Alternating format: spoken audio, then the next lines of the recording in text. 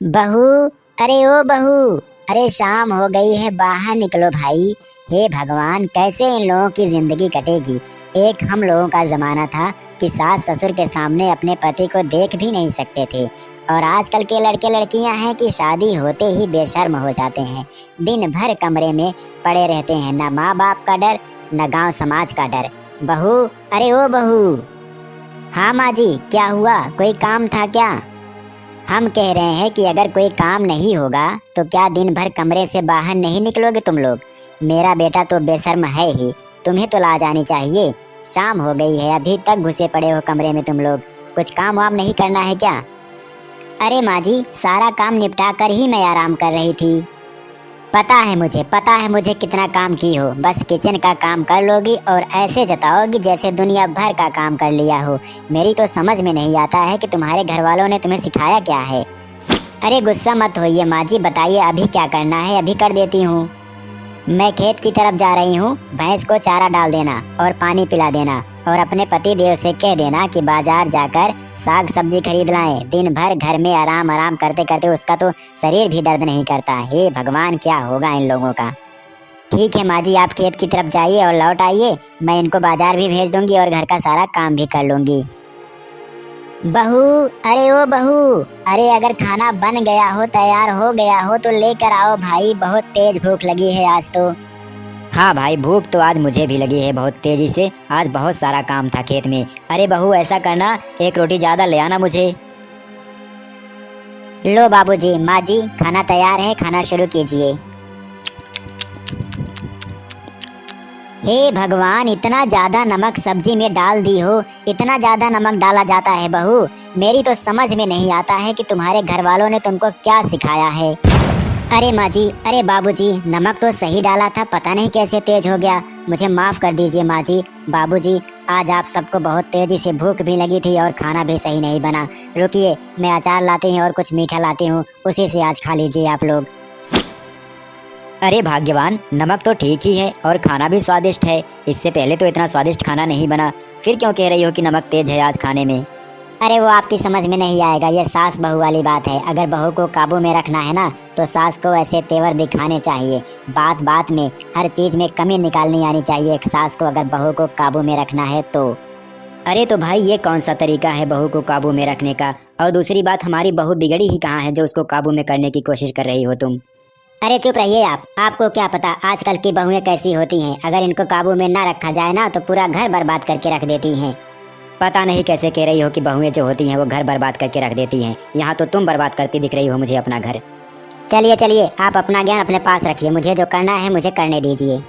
ठीक है, करो जो करना हो, तुम्हारी मर्जी, जो करे वो करो। लेकिन इतना याद रखना कि अगर मेरा घर टूटा तो मुझसे बुरा कोई नहीं होगा। अरे वाह, मेरी बहू जब कपड़े धोती है तो एकदम कपड़े चमका देती है। इतना साफ कपड़ा तो मैं कभी नहीं धो सकती। लेकिन मुझे तो अपनी बहू को काबू में रखना है ना, इसलिए इन साफ कपड़ों में भी मुझे कमी निकालनी ही पड़ेगी। अरे बहू, अरे ओ बहू, ये सब क्या है? ऐसे कपड़े कौन धोता है भाई? कोई भी कपड़ा ठीक से साफ नहीं हुआ है। मेरी तो समझ में नहीं आता है कि तुम्हारे घर वालों ने तुम्हें सिखाया क्या है। अरे क्या हुआ माँ जी, साफ तो है कपड़े, गंदे कहाँ हैं? और कितना साफ होगा कपड़ा? अरे काम चोरी की भी हद होती है भाई। कभी खाने में नमक ज्यादा कर दोगी, कभी कपड़े साफ नहीं धोगी। जुबान के साथ साथ थोड़ा हाथ भी चलाया करो बहू। अच्छा ठीक है माँ जी, नाराज मत होइए, गुस्सा मत होइए, मैं सारे कपड़े फिर से धो देती हूँ, ठीक है? अभी मैं बर्तन धो रही हूँ, बर्तन धो के आती हूँ तो सारे कपड़े दोबारा धो दूंगी। हे भगवान, फिर से इसका शुरू हो गया है आज। ये सब क्या है भाग्यवान? इतने साफ कपड़े हैं फिर भी तुम दोबारा बहू से कपड़े क्यों धुलवाना चाहती हो? आ गए आप, फिर से आ गए बहू की तरफदारी करने के लिए। अरे आप नहीं समझोगे, जितना टाइट मैं रहूंगी ना, मेरी बहू उतना ही काबू में रहेगी और उतना ही अच्छे से काम वाम करेगी। देखो भाग्यवान, तुम्हारा ये शासन किसी दिन घर में बगावत पैदा कर देगा और उस दिन हमारा घर टूटने से कोई नहीं बचा पाएगा। अरे चलिए चलिए, रहने दीजिए। मेरा घर कैसे चलाना है और कैसे संभालना है मुझे सब पता है। जाओ करो अपने मन का, तुम्हें तो समझाना ही बेकार है। हाँ, जाइए जाइए, आपसे कह कौन रहा है कि मुझे समझाइए आप। अभी तो कुछ नहीं है, अभी आगे आगे देखिए मैं कितना टाइट होती हूँ। अपनी बहू को एकदम काबू में रखूंगी मैं। आज तो मेरी बहू ने सारा काम बहुत अच्छे से किया है, लेकिन आज क्या बहाना ढूंढूं उसे डांटने का। हाँ, एक काम करती हूँ, आज कूड़ा फैला देती हूँ पूरे घर में और फिर बहू पर चिल्लाती हूँ। अरे बहू, अरे ओ बहू, अरे कमरे से बाहर तो निकलो भाई। जी माँ जी बताइए, कुछ चाहिए क्या आपको? अरे मुझे कुछ चाहिए नहीं, ये बताओ कि पूरा दिन कमरे में बंद रहती हो, क्या करती रहती हो? ये कूड़ा कौन साफ करेगा? कितना गंदा लग रहा है, देखो जरा। आखिर तुम्हारे घर वालों ने तुमको सिखाया क्या है? हे भगवान, ये मेरी सासू अम्मा आखिर मुझसे चाहती क्या है? सुबह से उठकर काम करती रहती हूँ, पूरा दिन बिजी रहती हूँ काम में। 1 घंटे अगर आराम करने कमरे में चली जाओ तो चिल्लाने लगती हैं। आज इनको अच्छे से सबक सिखाना ही पड़ेगा मुझे।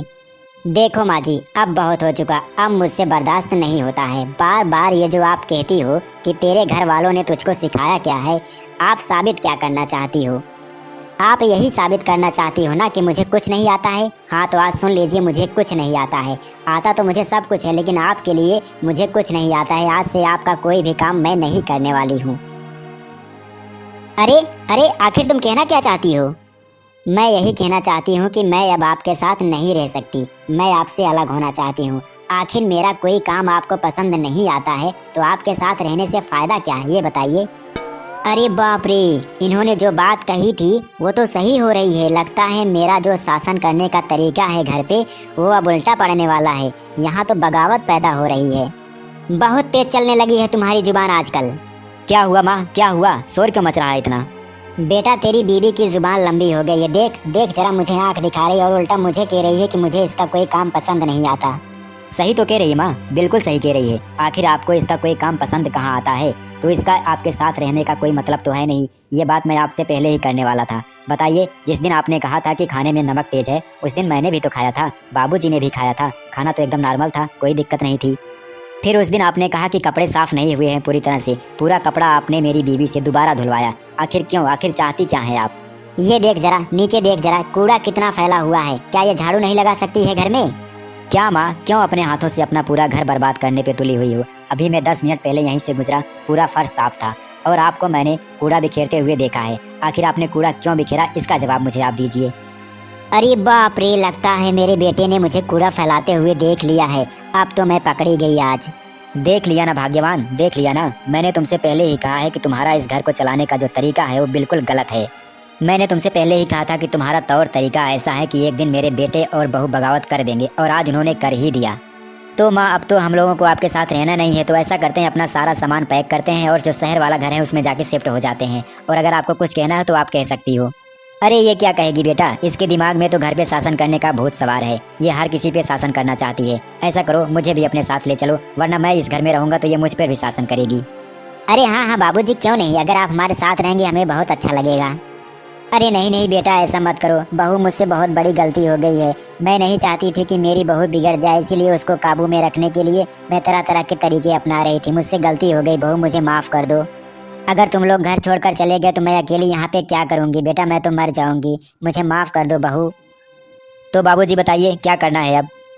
जाने दो बेटा, तुम्हारी माँ ही तो है। अब उससे गलती हो गई है, उसने गलती मान ली है तो उसे माफ़ कर दो। सुबह का भूला अगर शाम को घर वापस आ जाए तो उसे भूला नहीं कहते। दोस्तों, अगर आपके अंदर भी मेरी पत्नी जैसी आदत है, यानी अपनों में अपनी धाक जमाने के लिए गलतियां निकालने वाली आदत है, तो उसको सुधार कर लीजिए, वरना आपके घर का भी वही हाल होगा जो मेरे घर का हुआ है।